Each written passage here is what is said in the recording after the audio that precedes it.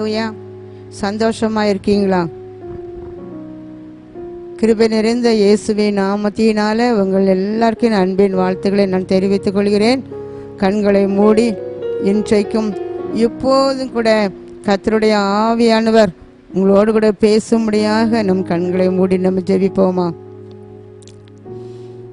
குயவனே குயவனே படைப்பின் காரணனே, களிமண்ணான என்னையுமே கண்ணோக்கி பார்த்திடுமே, களிமண்ணான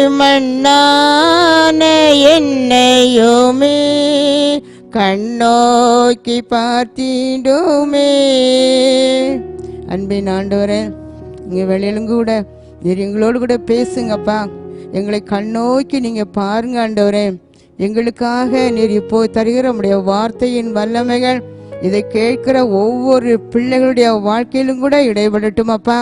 இதை கேட்டுக்கொண்டு இருக்கும் போதே அற்புதங்கள் நடக்கட்டும். இயேசுவின் நாமத்தினால விடுதலை வேண்டும் என்று சொல்லி ஏங்கிக் கொண்டிருக்கிற உமது அன்பு பிள்ளைகளுக்கு உடைய வார்த்தையின் வல்லமை அவர்களுக்கு விடுதலை அருளி செய்வீராக. இந்த தொடர்ந்து எங்களோடு பேசுங்க, இடைபடுங்க. இயேசுவின் மூலம் ஜெபிக்கின்ற நல்ல பிதாவே, ஆமேன். ஹல்லேலூயா. லந்தன நாட்களை நம்ம இப்போ ஆசரித்து கொண்டு இருக்கிறோம். இப்போதும் கூட நம்ம தியானிக்கும்படியாக கர்த்தர் நமக்கு தந்த வேத பகுதி 2 கொரிந்தியர் 4ஆம் அதிகாரம் 7ஆம் வசனம். இந்த மகத்துவமுள்ள வல்லமை எங்களால் உண்டாயிராமல் தேவனால் உண்டாயிருக்கிறது என்று விளங்கும்படி இந்த பொக்கிஷத்தை மண்பாண்டங்களில் பெற்றிருக்கிறோம். பாருங்க, இது தேவனுடைய பரிசுத்த ஆவியை மண் பாண்டங்களில் நம்ம பெற்றிருக்கிறோம் என்று சொல்லி அப்போஸ்தலனாகிய பவுல் கொரிந்தி சபைக்கு இதை எழுதியிருக்கிறார்.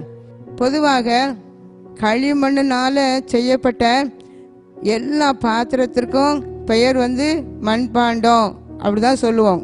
அதே போல மனிதனையும் கூட தேவன் மண்ணினால உருவாக்கினபடினால தான் இந்த வேதம் பகுதியில் அழகாக மண்பாண்டம் மனிதனை குறித்து இங்கு சொல்லப்பட்டிருக்கிறது. மனிதன் மண்பாண்டம் என்பதாக சொல்லி, ஆனால் உலக பிரகாரமான அந்த மண்ணினால் செய்யப்பட்ட ஒரு மட்பாத்திரம் கூட கீழே விழுந்தோ ஏதோ உடைந்து போய்விட்டது என்றால் நாம் அது ஒன்றுக்கும் உதவாது அப்படி சொல்லி தூக்கி தூர வீசி விடுவோம். ஆனால் நம்முடைய மண்பாண்டமாகிய நாமோ அநேக வேளையில் பல சூழ்நிலையின் காரணமாக உடைந்து போய் விடுகிறோம். ஆனால் நம்முடைய அன்பு தகப்பன் உடைந்து போன பாத்திரம் ஒன்றுக்கும் உதவாது என்று சொல்லி நம்மை தூக்கி அவர் வீசிவிடவில்லை. மீண்டுமாக கல்வாரி சிலுவையில் தனக்கு ஒப்பு கொடுத்த தன்னுடைய ஆணிகளால் அடிக்கப்பட்ட கரத்தினால் நம்மளை மீண்டும் மீண்டும் அவர் வளைந்து எடுத்து நம்மளை அவர் என்ன செஞ்சுட்டு இருக்கிறாரு? அழகான ஒரு பயனுள்ள பாத்திரமாக அவர் பயன்படுத்தி கொண்டு வருகிறார். ஹல்லேலூயா. நம்முடைய வாழ்க்கையும் கூட பல தடவை உடைந்து போய் நின்று கொண்டு இருக்கிறோம். தனிப்பட்ட வாழ்க்கையில் ஐயோ நான் உடைந்து போய் இருந்து கொண்டிருக்கிறேனே என்று சொல்லி நீங்கள் சொல்லலாம். எல்லாமே உடைந்து போய்விட்டது.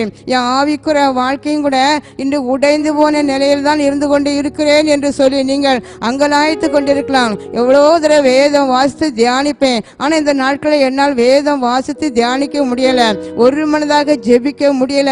இப்படிலாம் கூட நீங்க என்ன செய்யலாம்? அந்த ஆவிக்குரிய வாழ்க்கையும் கூட உடைந்து போய் ஒரு பின்மாற்றத்திற்குள்ளாக நீங்கள் வாழ்ந்து கொண்டிருக்கலாம். ஆனால் கர்த்தருடைய ஆவியானவர் உங்களை பார்த்து தான் சொல்கிறாரு, இந்த நாளில் உடைந்து போயிருக்கிற உங்களை நான் என்ன செய்வேன்? நான் மீட்டு எடுப்பேன். ஹல்லேலூயா. இது ஒரு மீட்பின் காலம். எதெல்லாம் இழந்து போனீங்களோ எல்லாவற்றையும் கூட தேவ சமூகத்திலே காத்திருந்து ஜெபிக்கும் போது கர்த்தர் எல்லாவற்றையும் மீட்டு நான் உனக்கு தருவேன் என்று கர்த்தர் வாக்கு கொடுக்கிறார். ஹல்லேலூயா. அணுகுண்டுகள் சிறியதாய் காணப்பட்டாலும் அதனால் ஏற்படும் விளைவுகள் உலகத்தையே அது ஆட்டி விடுகின்றன. அதுபோல மனிதன் எவ்வளவு பலவீனமாக இருந்தாலும் அவனுக்குள் இருக்கிற ஆவியின் வல்லமையினால நடக்கும் அற்புதங்கள் அடையாளங்கள் நம்ம பார்க்க எல்லாருமே அது ஆச்சரியப்படத்தக்க விதமாக நம்ம பார்த்து கொண்டு இருப்போம். மனிதன் பார்ப்பதற்கு ஒரு சாதாரண மனிதன் போல இருக்கும். ஆனால் கர்த்தர் அவங்களை பயன்படுத்தும் போது அவங்க மூலமாக எத்தனை பெரிய அற்புதங்களையோ அதிசயங்களையும் கூட கர்த்தர் அவங்க மூலமாக செய்து நாமத்தை எண்ணிச்சுவார், மகிமைப்படுத்துவார். பரிசுத்த ஆவியானவர் நம்முடைய மண்பாண்டத்தின் பொக்கிஷமாக வைக்கப்பட்டிருக்கிறது. ஆனால் கிரியை செய்ய வேண்டும். என்ன செய்ய வேண்டும்? அவர் கிரியை செய்யும் போது தான் அந்த மனிதனுக்குள்ள இருந்து பரிசுத்த ஆவியானவர் கிரியை செய்யும் போது பல அற்புதங்களை நம்ம நடப்பிக்க முடியும். இங்க இயேசு பரலோகத்துக்கு போகும்போது அவருடைய ஊழியத்தை தொடர்ந்து செய்வதற்கு அவருடைய சீஷர்களிடம் பணமோ நிலமோ எதுவுமே கொடுக்கல. ஆனால் சீஷரிடம் கொடுத்தது பரிசுத்த ஆவியின் வல்லமையை தான் அவர் நினைச்சாராம். கொடுத்து அவர் கடந்து போனதாக நம்ம பார்க்கிறோம். அவர் பரலோகத்துக்கு போன ஒரு சில நாட்களுக்கு பிறகு பேதுருவும் யோவானும் அங்க எருசலேம் தேவாலயத்துக்கு போறாங்க. போகிற வழியில பிறவி சப்பானியாய் இருந்த ஒரு மனிதன் ஆலயத்துக்கு போகிறவர்களிடமும் வருகிறவர்களிடமும் பிச்சை வாங்குவதற்காக இருந்து கொண்டிருக்கிற மனிதனை பார்க்குறாங்க. அந்த மனிதனும் இந்த யோவானையும் பேதுருவையும் அவங்க பார்த்து இவங்க ஏதாயிலும் நமக்கு தருவாங்க அப்படின்னு சொல்லி அந்த மனிதன் எதிர்பார்த்து கொண்டிருக்கிறார். ஆனால் இவங்க சொல்றாங்க, அந்த மனிதனை அந்த பிச்சை எடுக்கிற அந்த மனிதனை பார்த்து இவங்க சொல்கிற வார்த்தை, பொன்னும் வெள்ளியும் என்னிடத்தில் இல்லை, என்னிடத்தில் உள்ளதை உனக்கு நான் என்ன செய்வேன், நான் தருகிறேன் அப்படின்னு சொல்லிட்டு கையை பிடித்து நசரேயனாகிய இயேசுவின் நாமத்தினால நீ எழுந்து நட அப்படின்னு சொல்லி கையை பிடித்த எழுப்பி விடுறாங்க அந்த மனிதன். அது வரைக்கும் பிறவி சப்பானியாக இருந்த மனிதனுடைய வாழ்க்கைக்குள்ள ஒரு அற்புதம் நடக்கு. எப்படி நடந்தது? கர்த்தருடைய குணமளிக்கும் வல்லமை, பரிசுத்த ஆவியானவரின் வல்லமை இந்த இவங்க சரீரத்துக்குள்ள இருந்ததுனால இப்போது அந்த பிறவி சப்பானின் சரீரத்துக்குள்ள அது என்னச்சது கடந்து போய் ஒரு அற்புதம் நடக்குது. அந்த மனிதனுடைய வாழ்க்கையில ஒரு பெரிய மாற்றம் உண்டாகுது. எந்த மனிதனாலும் செய்ய முடியாத ஒரு காரியத்தை தான் கர்த்தருடைய ஆவியானவர் நமக்கு நினைச்சுதாராம் அவர் செய்கிறார். ஹல்லேலூயா. நம்ம இருதயத்துக்குள்ள கூட ஒவ்வொரு மனிதனுக்குள்ள ஆண்டவரை ஏற்றுக்கொண்டு அவரே சார்ந்து வாழ்கிற பிள்ளைகளுக்குள்ள அவர் எப்படிப்பட்ட வல்லமையை நமக்குள்ள வைத்திருக்கிறார் அப்படின்னு சொல்லி பார்ப்போம். அதனால நமக்கு என்னென்ன நன்மைகள் அப்படி சொல்லி நம்ம பார்த்து நம்ம கடந்து செல்வோம். முதலாவது, ஒடுங்கி போகாத வல்லமையை அவர் நமக்குள் வைத்திருக்கிறார். ஹல்லேலூயா. நமக்குள் வைத்திருக்கிற வல்லமை எப்படிப்பட்ட வல்லமை அப்படின்னா ஒடுங்கி போகாத ஒரு வல்லமை. இந்த 2 கொரிந்தியர் 4ஆம் அதிகாரம் 8 நம்ம பார்க்கும்போது, நாங்கள் எப்பக்கத்திலும் நெருக்கப்பட்டோம், ஒடுங்கி போகிறதில்ல. ஏன் தெரியுமா? நாம் அந்த பொல்லாத உலகத்துல வாழ்ந்து கொண்டு இருக்கிறோம்.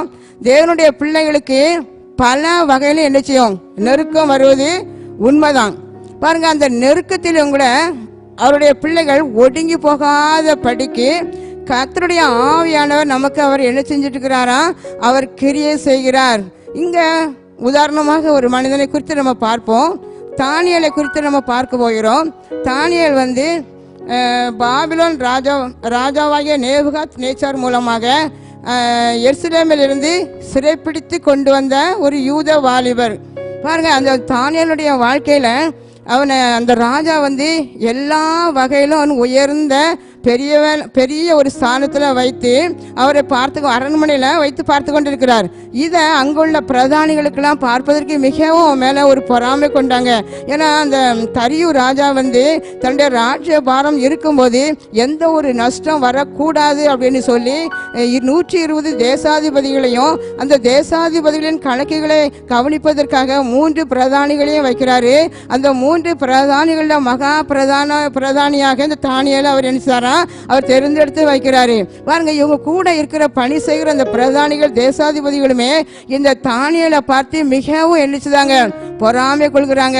பொறாமை கொண்டு எப்படி ஆயிலும் கூட இந்த ராஜாவின் இடத்துல இருந்து இந்த தானியேலை என்ன செய்யணும், ஒரு கெட்ட பெயர் வாங்க வைக்க வேண்டும், அல்லது ஒவ்வொரு நாளும் ஏதாவது குற்றம் கண்டுபிடிக்க வேண்டும். குற்றம் கண்டுபிடித்து அரண்மனையை விட்டு என்ன செய்யணும், வெளியேற்ற வேண்டும் என்று சொல்லி எப்படி ஆயிலும் இந்த தீங்கு அவர்களுக்கு செய்ய வேண்டும் என்று சொல்லி ஒவ்வொரு நாளும் கூட பிரயத்தனம் பண்ணிக்கொண்டே இருக்காங்க. பாருங்க, சுற்றிலும் நெருக்கம். அவங்க எப்ப பார்த்தாலும் இந்த தானியேல் மேல ஒரு எரிச்சல் தான். ஏதாவது குற்றம் கண்டுபிடிக்கணும், சரியாக மாட்டி விட வேண்டும், எப்படியாயிலும் கூட அவனை வெளியேற்ற வேண்டும். இப்படியே ஒரு கண்ணோட்டத்தெல்லாம் பாக்குறாங்க. பாருங்க, அப்ப தானியேலுக்கு எவ்வளவு பெரிய வேதனையாக இருந்திருக்கும் பாருங்க. மற்ற தேசத்துல இருந்து ஒரு அடிமையாக கொண்டு வந்து, அம்மா அப்பாலாம் கூட இல்லை, ஒரு அடிமையாக கொண்டு வந்து தனியா அடுத்த தேசத்துல நிற்கிற இந்த தானியேலுக்கு எவ்வளவோ சுற்றிலும் நெருக்கம் தான் பாருங்க. நெருக்கப்பட்டு நெருக்கி அவனை ஒடுக்கிக்கிட்டே இருக்காங்க. ஆனா பார்த்தாங்க ஒரு நாள் எப்படி ஆயுதம் கூட இவனை குற்றம் கண்டுபிடிக்கவே முடியாது. ஆனால் தேவனை தேடுகிற ஒரு காரியத்துல இவன் தன் தேவனை தேடுகிற இப்படிப்பட்ட பக்தி வைராக்கியத்துல தான் இவனை என்ன செய்யணும், குற்றம் கண்டுபிடிக்கணும் அப்படி சொல்லி சேர்ந்து ஒரு சூழ்ச்சி பண்றாங்க. என்ன அப்படின்னு சொன்னா 30 நாளளவும் அந்த ராஜாவை தவிர வேற ஒருவரை கூட என்ன செய்யக்கூடாது, வணங்கக்கூடாது, எந்த ஒரு கடவுளையும் என்ன செய்யக்கூடாது, அங்கே விண்ணப்பம் பண்ணக்கூடாது அப்படின்னு சொல்லிட்டு அங்கே ஒரு சூழ்ச்சி பண்ணுறாங்க பாருங்க. இது தானியேலை பற்றி நன்றாக அவங்களுக்கு தெரியும். தினமும் 3 வேளையும் அந்த எருசலேம் தேவாலயத்தை நோக்கி பலகணிகளை திறந்து வைத்து முழங்கால் படியிட்டு ஜெபிப்பது எல்லாருக்குமே தெரிந்த ஒரு விஷயம்தான். தினமும் அவ்வாறாக ஜெபித்து கொண்டிருந்த அந்த தானியேல் தான் குற்றம் கண்டுபிடிப்பதற்கு இதுதான் வசதி என்பதாக சொல்லி அவங்க அதை பயன்படுத்தினாங்க பாருங்க. பயன்படுத்தி ராஜா கிட்ட போய், ராஜாவே நீங்க 30 நாளளவும் உங்களை தான் எல்லாரும் வணங்கணும், உங்களை தவிர வேற எதையாவது யாராவது வணங்குனாங்கன்னா அவங்கள நம்ம என்ன செஞ்சிடணும், நம்ம சிங்க கெபியில தூக்கி போடணும் அப்படின்னு சொல்லி எல்லாரும் ஒரு திட்டம் பண்ணி அந்த ராஜா கிட்ட நினைச்சுட்டாங்க. அந்த பத்திரத்தை எழுதி அதுல ராஜா கிட்ட கையெழுத்து வாங்கிட்டாங்க. கையெழுத்து போட்டாச்சுன்னு இந்த தானியேலுக்கு நன்றாக தெரியும் பாருங்க. தெரிந்தாலும் தானியேல் எப்போது ஜெபிக்கிற வழக்கத்தின்படியே ஒருத்தனுடைய அறையிலே போய் எருசலேம் தேவாலயத்துக்கு நேராக நின்று அங்கே ஜெபித்ததை அவங்க எல்லாரும் கவனிக்கிறாங்க. ஒவ்வொரு நாளும் இந்த தானியேல் போகும்போது வரும்போதும் ஜெபிக்கிறாரா ஜெபிக்கலையான்னு சொல்லி இதை தான் எல்லாத்தையும் உற்று கவனித்து குற்றம் கண்டுபிடிப்பதற்காக பார்த்தாங்க. இப்போ தானியேல் இந்த ராஜா கிட்ட சொல்கிறாங்க, ராஜாவே நீங்கள் இப்படி ஒரு சட்டம் போட்டு எல்லாம் வெளியில் சொன்ன பிறகு கூட இந்த தானியேல் உங்களை மதிக்கவே இல்லை அப்படின்னு சொல்லி ராஜா கிட்ட போய் தானியேலை நினச்சிதாங்க அவங்க குற்றம் சொல்கிறாங்க.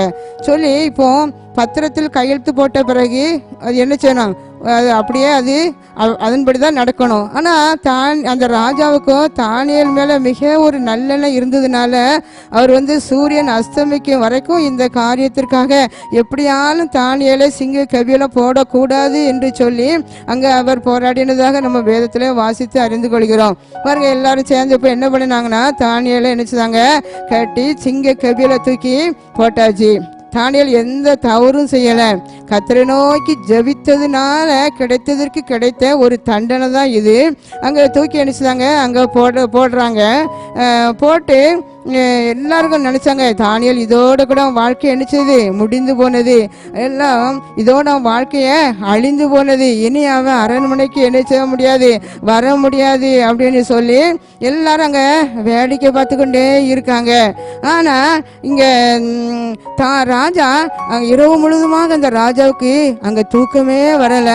அதிகாலையில எழும்பி அந்த சிங்கக்கவி அருகில் நின்று கொண்டு அந்த ராஜா கூப்பிடுறாரு, தானியேலே நீ இடைவிடாமல் ஆராதிக்கிற உன் தேவன் தப்புவிக்க உனக்கு வல்லவராக இருந்தாரா அப்படி சொல்லி அவர் கேட்கிறாரு. கேட்ட உடனே அங்க தானியேல் அங்க என்னச்சாரு, எனக்கு என்னச்சாங்க ஒரு தேவதூதனை கர்த்தர் அனுப்பினாரு.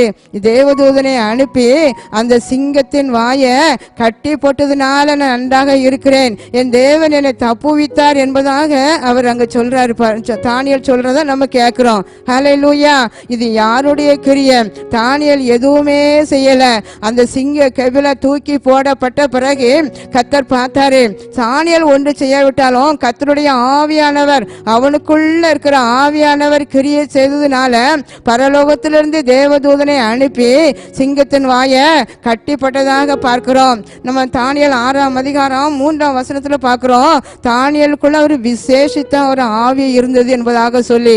இன்னும் தானியேல் 5:14 பார்க்கும்போது அங்க ராஜா சொல்றாரு, உனக்குள்ளே தேவர்களின் ஆவி உண்டென்று கேள்விப்பட்டேன், அதனால உனக்கு மறைபொருள் எல்லாம் உனக்கு வெளிப்படுத்தக்கூடிய ஒரு வல்லமை உன்கிட்ட இருக்குங்கிறத நான் என்னச்சது நான் கேள்விப்பட்டேன் அப்படி சொல்லி இந்த ராஜா சொல்றாரு பாருங்க. இப்போ இந்த தானியேலுக்குள்ள ஒரு விசேஷித்த ஆவி இருந்ததுனால அந்த ஆவியானவர் என்ன செஞ்சாரா, அங்க கிரியை செய்து அந்த சிங்கத்தின் வாயை கட்டிப்பட்டார் என்பதாக பார்க்கிறோம். எபேசியர் 3ஆம் அதிகாரம் 20 சொல்லப்பட்டிருக்கிறது, நாம் வேண்டிக் கொள்கிறதற்கும் நினைக்கிறதற்கும் மிகவும் அதிகமாய் நமக்குள்ளே கிரியை செய்கிற வல்லமையின்படியே நமக்கு அவர் செய்ய வல்லவராய் இருக்கிறார். பாருங்க, நமக்குள்ள இருக்கிற ஆவியானவர் நம்ம நினைக்கிறதுக்கும் வேண்டிக் கொள்கிறதற்கும் அதிகமான காரியங்களை செய்யும்படிக்கு அவர் நமக்கு என்ன செஞ்சுட்டு இருக்கிறாராம்? அவர் கிரியை செய்து கொண்டிருக்கிறார். ஹல்லேலூயா. அவருடைய வல்லமைகள் என்ன செய்யல? குறைந்து போகவே இல்லை. இந்த தானியலுக்குள்ள இருந்த அந்த விசேஷித்த ஆவியின் பரிசுத்த ஆவியின் வல்லமை அங்க அதிகமாக கிரியை செய்தபடினால சிங்கத்தின் வாயை கட்டி போட்டார். ஹல்லேலூயா. இன்றைக்கும் அருமையானவர்களே, இந்த தானியல் மீது அவன் கூட இருந்தவங்களை இத்தனை பொறாமைப்பட்டு நெருக்குனாங்க. பல பக்கத்துல இருந்து நெருக்கம் கொடுத்தாலும் கூட இப்போ ஒரு முற்றுப்புள்ளி வருகிறது. பல நாளாக இந்த தானியல் கூட மிகவும் அதன் மூலமாக வேதனை அடைந்திருக்கலாம். ஆனால் கர்த்தருடைய ஆவியானவர் இங்க ஒரு கிரியை செய்ய ஆரம்பிக்கிறாரு. என் பிள்ளைக்கு எப்படியாலும் கூட இந்த நெருக்கத்தில் இருந்து வெளியே கொண்டு வர வேண்டும், நெருக்கத்தில் இருந்து விசாலத்துல கொண்டு வர வேண்டும். இந்த பிள்ளை கூட நான் இருக்கிறேன் என்பதை நிரூபித்து காட்ட வேண்டும் என்று சொல்லி கர்த்தர் கிரியை செய்ய ஆரம்பிக்கிறார். பாருங்க, இப்படியாக அந்த சிங்கத்துக்குள்ள போட்டு சிங்கத்தின் வாயை கட்டி போட்டு தானியலுக்கு எந்த தீங்கு விளைவாதபடி தானியலுக்குள்ள கர்த்தர் இருக்கிறார் என்பதை நிரூபித்து காட்டினார். ஹல்லேலூயா. இப்போ பாருங்க, தானியல் அந்த ராஜா சொல்றாரு, அந்த யாரெல்லாம் அவன் மேல அங்க குற்றம் சொன்னாங்களோ, யாரெல்லாம் அவன் மேல அவனை எரிச்சல் அடைந்து அவனை தூக்கி எணிச்சுதாங்க கெட்டி சிங்கத்துக்குள்ள போடுவதற்கு போனாங்களோ அவங்க எல்லாரையும் அவனை பற்றி குறை சொன்ன எல்லாரையும் கூட எங்கொண்டு போடணும், அந்த சிங்க கைவில தூக்கி போடுங்க அப்படின்னு சொன்னாரு. எல்லாத்தையும் கொண்டு போட்டாங்க. சிங்கம் என்ன செஞ்சுட்டு தரையில கூட விழாதபடிக்கு அது பாய்ந்து பிடித்ததாக நம்ம வேதத்துல அறிகிறோம். அருமையானவர்களே, உங்க வாழ்க்கையிலும் கூட இதே போல மனிதர்கள் நெருக்கலாம். ஆமா, சுற்றிலும் இருக்கிறவங்க, உங்க குடும்பத்துல இருக்கிறவங்க, இன்னும் கூட அநேகர் உங்க வாழ்க்கையில பல வகையில நெருக்கத்தை கொடுத்து உங்களை எப்படியாவது ஒடுக்கணும் அல்லது உங்க வாழ்க்கையை எப்படியாவது ஒழித்து கட்ட வேண்டும். இந்த குடும்பம் கொஞ்சம் வளர்ந்து கொண்டு வருகிறது, இதை எப்படியான அடிக்க வேண்டும் என்று சொல்லி உங்களுக்கு விரோதமாக இப்படி மனிதர்கள் அநேக வார்த்தைகளை பேசலாம், காரணமில்லாமல் பகைக்கலாம், காரணமில்லாத வார்த்தைகளும் கூட உங்களுக்கு விரோதமாக பேசிக் கொண்டிருக்கலாம். ஆனா கர்த்தருடைய ஆவியானவர் அன்றைக்கு தானியேல் கூட இருந்து அந்த சிங்கத்தின் வாயை கட்டி போட கர்த்தர் இன்றைக்கு உங்களுக்கு விரோதமாக பேசுகிற வாய்களெல்லாம் நான் கட்டி போடுவேன் என்று சொல்கிறார். ஹல்லேலூயா. ஐயோ, என்னை பார்த்து இப்படி பேசிட்டாங்களே, நான் சொல்லாததெல்லாம் சொன்னேன்னு சொல்றாங்களே, இப்படிலாம் நீங்க அநேக நேரம் வேதனை அடைந்து கொண்டு இருக்கீங்க. ஆனால் இன்றைக்கு அப்படிப்பட்ட ஒரு காரியத்தை உனக்கு முற்றுப்புள்ளி வைப்பேன் என்று கர்த்தர் உங்களை பார்த்து சொல்கிறார். அந்த சிங்கம் எப்படி மனிதர்களுக்கு வேதனை கொடுக்குமோ, எப்படி தீங்கு விளைவிக்குமோ, அதே போல உங்களுக்கு பல வகையில அநேக வேதனைப்படுத்தி கொண்டிருக்கலாம். ஆனா இன்றைக்கு கர்த்தருடைய ஆவியானவர் தானியலுக்குள்ள இருந்து கிரியை செய்து பெரிய வல்லமையை அவர் செய்து விளங்கப்படுகிறது போல தானியல் கூட இருக்கிற தானியல் ஆராதிக்கிற தேவன் ஜீவனுள்ளவர். அந்த ஜீவனுள்ள தேவன் தானியல் கூட இருக்கிறார் என்பதை நிரூபித்து காட்டியது போல நீங்களோட அநேக விழலாம். நான் எத்தனை முறை ஜெபிக்கிறேன், ஆண்டவரே உங்களோடு கூட தான் உறவாடி கொண்டிருக்கிறேன், எப்பொழுது நான் உங்களோடு கூட பேசி கொண்டிருக்கிறேன், உங்களுக்கே அதிக நேரத்தை கொடுக்கிறேன். ஆனால் என் வாழ்க்கையில நிந்தனைகள், அவமானங்கள், வேதனைகள், அநேக சிங்கங்கள் எனக்கு விரோதமாக எழும்பி எனக்கு விரோதமாக போராடி கொண்டு இருக்கிறது என்று நீங்க நினைக்கலாம். இன்றைக்கு கர்த்தருடைய ஆவியானவர் சொல்கிறார், இந்த நாட்களில் ஒரு பெரிய விடுதலை உங்களுக்கு தருவேன். ஹல்லேலூயா. கரந்தட்டி நன்றி சொல்லுவோமா? ஹல்லேலூயா. இரண்டாவது பாருங்க, கலக்கம் அடைந்தோம் மனம் முறிவடைகிறது இல்லை. அந்த 2 Corinthians 4 நீங்க வாசித்து பார்த்தீங்கன்னா அங்க கலக்கம் அடைந்தோம் மன முறிவடைகிறது இல்லை அப்படி சொல்லியிருக்கேன். பாருங்க, அநேகர் இன்னைக்குள்ள பிரச்சனை என்னன்னா, ஒவ்வொருக்கும் விரோதமா எழும்பி இருதயத்தை கலங்க வைக்கிற வேலை. எப்படியாவது இவங்களை கலக்கமடைய வேண்டும், இவங்களை கலங்க வைக்கணும், கலங்க வைத்து இவங்க மனம் உடைந்து போகணும். இது அநேகருக்கு ஒரு வேலை மாதிரி தான் இன்னைக்கு இருந்து கொண்டிருக்கிறது. ஆனா நம்ம தேவன் யார் தெரியுமா? அவருடைய பிள்ளைகளுக்கு மனம் முறிவடையாத வல்லமைய அவர் நினைச்சுதானா உங்களுக்குள்ள நான் வைத்திருக்கிறேன் என்று கர்த்தர் சொல்கிறார். அன்றைக்கு நேபுகாத் நேச்சார் செய்த ஒரு வேலையை பாருங்க.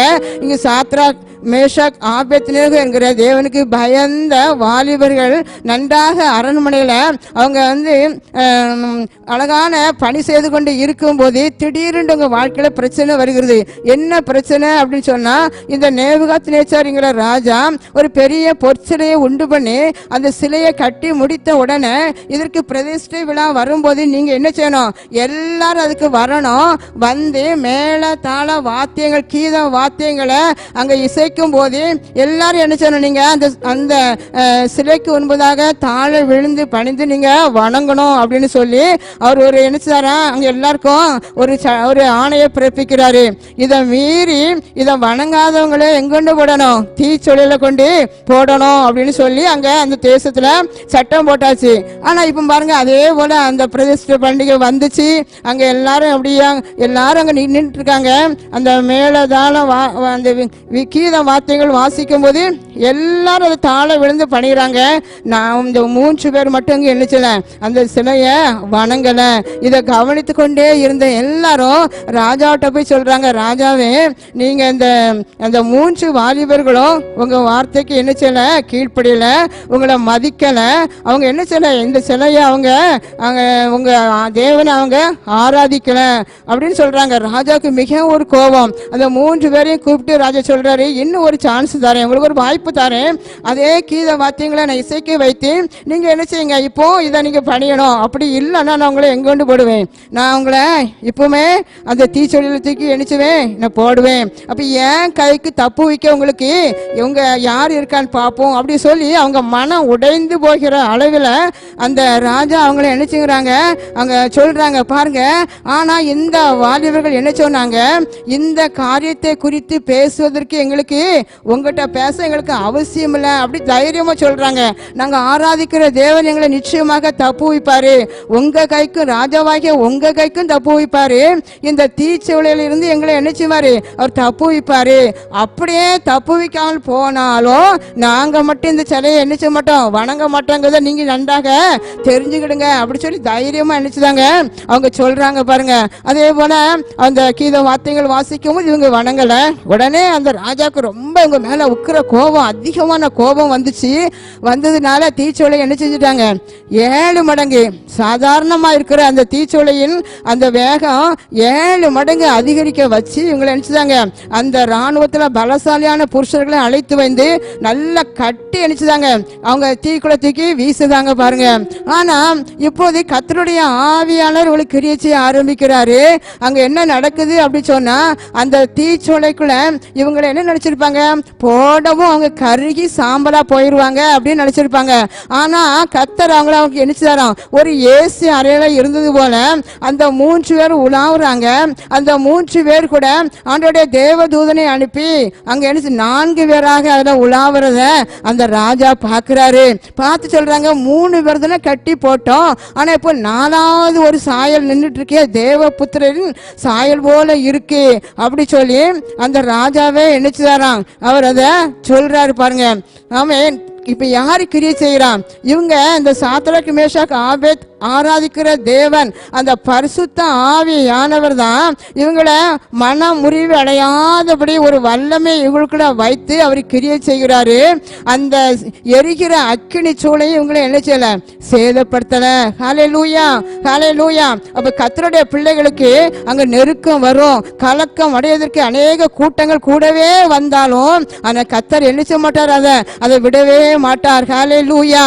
இன்றைக்கும் கூட இன்றைக்கும் இப்படிப்பட்ட ஆமேன் இப்படி உங்களுக்கு திடீர் என்று உங்க வாழ்க்கையில் நன்றாக இருந்து கொண்டிருக்கும் போது ஆமேன் உங்களுக்கு சோதனைகள் வருகிறதா, பாடுகள் வந்திருக்கிறதா, பிரச்சனைகள் வந்திருக்கிறதா, இதன் மூலமாக நீங்கள் கலக்கம் அடைந்து போய் நின்று கொண்டிருக்கிறீர்களா? கர்த்தர் சொல்கிறார் இந்த நாட்கள் கூட ஆமேன் இவங்களை கலங்கடிக்க வைத்த இந்த பொல்லாத மனுஷர்கள் தான் பிறகு என்ன செய்தாங்க, அந்த தீச்சொல்ல தூக்கி போட்டாங்க. யாரெல்லாம் உங்களை கலங்க வைக்கிறாங்களோ ஆனா கர்த்தர் அவர்களை என்ன செய்வாரு, கலங்க பண்ணுகிற தேவன், உங்களுக்காக வழக்காடுகிற ஒரு கர்த்தர். ஹல்லேலூயா. ஆமென். எப்படிப்பட்ட ஒரு தீச்சூளை நீ கடந்து வந்து கொண்டிருந்தாலும் ஆமென் என்னுடைய வாழ்க்கையில ஆமென் அக்கினி போல நான் பாடுகளை அனுபவித்துக் கொண்டிருக்கிறேன், அக்கினி போல சோதனைகள், அக்கினி போன்ற எனக்கு கடன் பிரச்சனைகள், ஆமென் வியாதிகள், குழப்பங்கள், போராட்டங்கள், பிரிவினைகள், இப்படி நீங்க என்ன செய்யலாம், அது இருக்கிறதை காட்டிலும் 7 மடங்கு அதிகமா நான் கஷ்டத்தை அனுபவிக்கிறேன் நீங்க சொல்லி நீங்க அழுது கொண்டிருக்கலாம். இன்றைக்கு கர்த்தருடைய ஆவியானவர் என்ன சொல்கிறார் என்றால் ஆமென் உங்களை கலங்கப்படுத்த செயல்படுத்துகிற இப்படிப்பட்ட பொல்லாத அந்தகார கிரிகளை நான் அழித்து போடுவேன் என்று கர்த்தர் உங்களுக்கு வாக்கு கொடுக்கிறார். கரந்தட்டி நன்றி சொல்லாமா? ஹல்லேலூயா, ஹல்லேலூயா. அப்ப எப்பக்கத்தில் நீங்கள் நெருக்கப்பட்டாலும் ஒடுங்கி போக தேவன் அனுமதிக்கவே மாட்டார். யாரெல்லாம் உங்களை நெருக்கினாங்களோ அவங்கள தான் கர்த்தர் நெருக்கி, யாரெல்லாம் உங்களை ஒடுக்கணும்னு நினைச்சாங்களோ அவங்கள தான் கர்த்தர் ஒடுங்கி போக பண்ணுவார். ஹல்லேலூயா. யாரெல்லாம் உங்களை கலக்கமடைய வைத்தாங்களோ அவர்களை கர்த்தர் கலங்க பண்ணுவேன் என்று கர்த்தர் வாக்கு கொடுக்கிறார். ஹல்லேலூயா, ஹல்லேலூயா. மூன்றாவதாக பார்க்கும்போது அங்க 2 கொரிந்தியர் 4:8 துன்பப்படுத்தப்பட்டோம் கைவிடுகிறது இல்லை. நம் கைவிடாத வல்லமைய அவர் நமக்குள்ள என்ன செஞ்சிருக்கிறாரா? அவர் வைத்திருக்கிறாரு. கைவிடாத ஒரு வல்லமை. அன்றைக்கு யோசுவா பார்த்து ஆண்டு சொன்னாரு, நான் உன்னை விட்டு விலகவும் இல்லை, உன்னை கைவிடுவதும் இல்லை அப்படின்னு சொல்லி வாக்கு கொடுத்திருந்தாரு. ஆனா இங்க ஒரு சம்பவம் என்ன நடக்கு? அவர் சொன்ன வாக்கு தத்துவத்துக்கும் இங்க நடக்கிற சம்பவத்துக்கும் எந்த ஒரு சம்பந்தமும் இல்லை. ஆயி பட்டணத்துல யோசுவாவின் மனிதர்கள் அங்க யுத்தத்துக்கு போகும்போது யோசுவாவின் மனிதர்கள் அங்க நினைச்சிருக்காங்க, முறியடிக்கப்பட்டாங்க. முறியடிக்கப்பட்ட இந்த செய்தியை யோசுவா கேட்ட உடனே மூங்குப்புற விழுந்தவர் நினைச்சார், ஆண்டோட சமூகத்துல தன்னை தாழ்த்தி விழுந்து கிடக்கிறாரு. கர்த்தர் யோசுவா பத்தி எழுப்புறாரு. எழுப்பி, நீ ஒண்ணு நினைச்சாத, நீ அழாத, நீ எழும்பு, உன் ஜனத்தை நீ பரிசுத்தப்படுத்து. உன் ஜனங்கள் பாவம் செய்தபடினால கீழ்ப்படியாதபடினாலதான் அந்த காரியம் நடந்துச்சு. இப்பவும் ஒண்ணு இல்ல, உன் ஜனங்களை நீ பரிசுத்தப்படுத்தி இன்றைக்கு பரிசுத்தப்படுத்துங்கள், நாளைக்கு கர்த்தர் உங்களுக்கு அற்புதங்களை செய்வார் என்று யோசுவா இஸ்ரவேல் ஜனங்களை பார்த்து ஒரு இடத்துல சொன்னதை நம்ம வாசிக்கிறோம். இன்றைக்கும் ஆண்டு சொல்றாரு, பாவம் இருந்ததுனாலதான் இப்படிப்பட்டதான சத்துருக்கள் உங்களை முறியடிப்பதற்காக ஒப்பு கொடுத்தேன். ஆனா இன்றைக்கு உங்க பாவத்திலிருந்து ஜனங்களை வெளியே வந்து அவங்களை பரிசுத்தப்படுத்தும் போது நாளைக்கு நான் உங்களை அனுப்பிச்சுவேன், அற்புதத்தை பண்ணுவேன் அப்படி சொல்லி மீண்டும் அதே ஆயி பட்டணத்து மக்களோட நீங்க போர் செய்யுங்கன்னு சொல்லி மீண்டும் நினைச்சார், பெரிய வெற்றியை கொடுத்தார். கர்த்தர் கொடுத்த வாக்குத்தத்தம். அப்ப யோசுவா என்ன நினைச்சிருப்பாரு? ஆண்டவரே, நான் உன்னை கைவிட மாட்டேன்னு சொன்னீங்களே, ஆனா நான் இன்னைக்கு என்ன செய்ய கைவிடப்பட்ட நிலையில தானே இருக்கிறேன். ஆனா கர்த்தர் கொடுத்த வாக்குத்தத்தை அவர் மறக்கிற தேவன் அல்ல. வாக்குத்தத்தம் கொடுத்த தேவன் உண்மை உள்ளவராக இருக்கிறதுனால அவருடைய வல்லமையை வெளிப்படுத்தி மீண்டும் ஒரு பெரிய வெற்றியை கொடுத்து கர்த்தர்களை என்ன சந்தோஷப்படுத்தினார். ஹல்லேலூயா. அப்ப கர்த்தருக்கு பிரியமில்லாத சாபங்கள், கர்த்தருக்கு பிரியமில்லாத பாவங்கள் நம்ம வாழ்க்கையில இருக்கும் போது சத்துருக்கள் கையில் நம்மளை என்ன ஒப்பு கொடுப்பாரு. ஆனா மறுபடியும் ஆண்டவரே, இப்படிப்பட்ட ஒரு வெற்றி உள்ள ஒரு தோல்வியான வாழ்க்கை எனக்கு வேண்டாம், சத்துருக்கள் என்னை ஆளுகை செய்யக்கூடாது அப்படி சொல்லி நீங்க முழுவதுமாக ஒப்பு கொடுத்து குடும்பமாக ஆண்டவர் கரத்துல உங்களை அர்ப்பணித்து, ஆண்டவரே உங்க ரத்தத்தினால் என்னை கழுவுங்கப்பா, உங்க ரத்தம் என்னை கழுவி சுத்திகரிக்கட்டும், என் பாவத்தெல்லாம் மன்னிங்க, எதெல்லாம் எங்க வீட்டுக்குள்ள உங்களுக்கு பிடிக்காத அமேன் சாபமான பொருள் எது இருந்தாலும் வெளியே செஞ்சிருவேன், வெளியேற்றி விடுவேன் என்பதாக நீங்க கர்த்தருக்கு ஒரு பொருத்தனையோடு செபிக்கும் போது நிச்சயமாக கர்த்தர் உங்களை இனி இப்படிப்பட்ட பொல்லாத சத்துருக்கள் கையில உங்களை அவர் என்ன செய்ய மாட்டாரா? அவர் விடுகிற ஒரு தேவன் இல்ல. ஹல்லேலூயா. உனக்குள்ள இருக்கிற கர்த்தருடைய வல்லமையை நம்ம என்ன செய்யணுமா? அதை நம்ம அனல் முட்டணும். நம்ம ஒடுங்கி போகாமல், ஆமே, நமக்கு ஒடுங்கி போகாமல் இருக்கும்படியாக, மனமுடையாமல் கைவிடப்படாமல் இருக்கிறதுக்கு நம்ம வல்லமையை நம்ம என்ன செய்யணுமா? தட்டி எழுப்பணும். ஆண்டவரே, நீங்க பரிசுத்த ஆவி எனக்கு தந்திருக்கீங்க, பரிசுத்த ஆவியை பெற்று கொள்ளாவிட்டால் மாம்சமான யாவருமே என் ஆவியை ஊற்றுவேன் என்று சொன்னாரேன். இப்போதே ஆண்டவரே, இந்த ஆவி எனக்கு வேணப்பா, உங்க ஆவி எனக்குள்ள வர வேண்டும் என்று சொல்லி நீங்க ஜெபிக்கும் போது கர்த்தர் அந்த ஆவியினாலே உங்களை நிரப்புவார். ஹல்லேலூயா. அந்த ஆவி பரிசுத்த ஆவியை பெற்றுவிட்டேன் என்று சொல்லி சும்மா இருப்பதற்கல்ல, ஒவ்வொரு நாளும் ஆண்டவரே நீங்க எனக்குள்ள இருக்கீங்க, இந்த ஆவியானவர் எனக்குள்ள கிரியை செய்யணும், நீங்க கிரியை செய்யும் போது மட்டும்தான் அற்புதம் நடக்கும் என்று சொல்லி நம்ம என்ன செய்யணும்? ஆண்டவரே, இந்த கிரியை நடப்பீங்கப்பா, எனக்குள்ள கிரியை செய்யுங்க, எனக்குள்ள கிரியை செய்யுங்க என்று சொல்லி நம்ம முற்றிலுமாக ஜெபிக்கணும். பாருங்க, தானியேலுடைய வாழ்க்கையில எப்படி ஒரு சிங்கத்தின் வாயை கட்டி போட்டு ஒரு அற்புதம் நடந்ததுன்னா ஜெபிக்கிறதுல மிகவும் கவனமா இருந்தார். பாருங்க, அந்த உள்ளுக்குள்ள இருக்கிற பரிசுத்த ஆவியானவர் கிரியை செய்ய வேண்டும் என்றால் ஜெபம் தினமும் 3 வேளையும் கூட, எப்படிப்பட்ட கடின சூழ்நிலையில் இருந்தாலும், பொல்லாத மனுஷர்கள் நெருக்கி கொண்டு இருந்தாலும் ஜெபத்தை மட்டும் ஆண்டவரோடு பேசுகிறது அவர் என்ன செய்யல, அவர் தவறவில்லை. அப்ப அருமையானவர்களே, இன்றைக்கும் கூட நம்ம வாழ்க்கையில முக்கியமாக நம்ம பின்பற்ற வேண்டிய ஒரு காரியம் ஜெபம்தான். ஜெபிக்கிற மனுஷன் நினைச்சுவான் பாவம் செய்யவே மாட்டான். ஹல்லேலூயா. ஜெபம் ஆண்டவரே இந்த லெந்து நாட்களை நான் அதிகமா நான் ஜெபிக்கணும்ப்பா. தானியேல் எப்படிப்பட்ட பொல்லாத சூழ்நிலையிலும் ஜெபித்தது போல நான் 3 வேளையும் எப்போதும் எந்த நேரமும் கூட அப்ப உங்க முகத்தை பார்த்து நான் பேசுவேன் ஆண்டவரே, உங்களோட கூட உறவாடுவேன்ங்கிற ஒரு ஒரு ஒரு முடிவு நம்ம நினைச்சோம் எடுத்து ஆண்டவருக்குள்ள அதிகமாக நம்ம என்ன கடந்து செல்ல வேண்டும். ஹல்லேலூயா. பரிசுத்த ஆவியானவரே எனக்குள்ள வாங்க என்று சொல்லி எல்லாம் நம்ம என்ன செய்யணும், கேட்கணும். அவன் இன்றைக்கும் கூட இந்த வார்த்தைகள் மூலமா கர்த்தர் உங்களோட கூட பேசினார். இத்தனையா எவ்வளோ நான் ஜெபிக்கிறேன், ஆனா என் வாழ்க்கையில நான் நினைச்சதேன் பல வகையில நெருக்கப்படுகிறேன், நெருக்கப்பட்டு ஒடுங்கி போகிறேன் என்று சொல்லி வேதனையோடு இருக்கலாம். ஆனா இன்றைக்கு ஆண்டவர் சொல்றாரு, உங்க நெருக்கத்துக்கும் அவன் எவ்வளவுதான் நெருக்கப்பட்டாலும் அவர் உங்களை ஒடுங்கி போகாதபடி பாதுகாத்தார் அல்லவா. எவ்வளவுதான் மனிதர்கள் உங்களை கலக்கமடைய பண்ணினாலும் கூட உங்க மனம் உடைந்து போகாதபடி கர்த்தருடைய கிருபை உங்களை தாங்கினது அல்லவா. எத்தனை முறை ஆமென் சத்துருக்கள் உங்களை மேற்கொண்ட போதிலும் கூட மறுபடியும் கர்த்தர் உங்களை அந்த சத்துருக்களுக்கு முன்பாக உனக்கு ஒரு பந்தயம் ஆயத்தப்படுத்துவேன் என்று சொன்ன வேத வார்த்தையின்படி ஒரு பந்தயம் ஆயத்தப்படுத்தி உன்னை வெட்கப்படுத்தாதபடிக்கு சத்துருக்களுக்கு முன்பாக தலையை உயர்த்தினார் அல்லவா. ஹல்லேலூயா. கரந்தட்டி கர்த்தருக்கு நன்றி சொல்வோமா? எல்லாரும் கூட கண்களை மூடி ஜெபிப்போம். அன்பின் ஆண்டவரே, எங்களோடு கூட பேசினதற்காக உமக்கு நன்றி செலுத்துகிறேன் அப்பா, நன்றி செலுத்துகிறேன் ஆண்டவரே. தூய ஆவியானவரே, உமது ஒவ்வொரு பிள்ளைகளையும் கூட உம்முடைய பரிசுத்த ஆவியினால் நிரப்புவீராக ஆண்டவரே. பரிசுத்த ஆவியானவரே ஒவ்வொருக்குள்ள இருந்து கிரியை செய்ய வேண்டுமாய் ஜெபிக்கிறேன் ஆண்டவரே. இந்த ஒல்லாத உலகத்துல நெருக்கங்கள் வந்தாலும் பாடுகள் வந்தாலும் உங்க பிள்ளைகள் ஒடுங்கி போகாதபடிக்கு கர்த்தருடைய கரம் அவர்களை தாங்கினதற்காக நன்றி அப்பா. அநேக நேரம் உடைந்து போனாலும் கூட உடைந்து போகாதபடிக்கு திரும்ப உயிர்ப்பித்தரே உமக்கு நன்றி அப்பா. பெரிய காரியம் செய்யுங்க, ஆசீர்வதிங்க, வழி நடத்துங்க. மீட்பர் இயேசுவின் மூலம் ஜெபிக்கிறேன் பிதாவே. ஆமென். God bless you.